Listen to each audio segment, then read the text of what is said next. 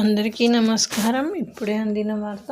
అల్లు అర్జున్కి national award రద్దు చేయాలని డిమాండ్ అంటూ వార్తలు అయితే వస్తున్నాయి ఫ్రెండ్స్. మరి దాని గురించి వీడియో చేయడం అనేది జరుగుతుంది. చాలామంది చూస్తున్నారు కానీ సబ్స్క్రైబ్ చేయడం అనేది మర్చిపోతున్నారు.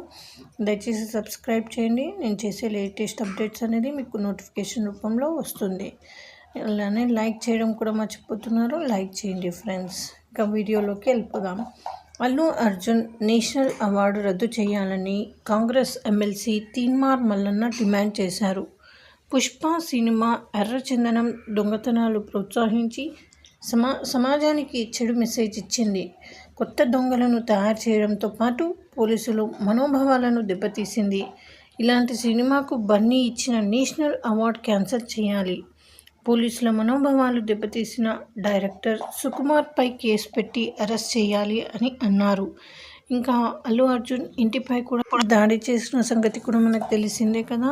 వాళ్ళని కూడా అరెస్ట్ చేశారు, దాడి చేసిన వాళ్ళని.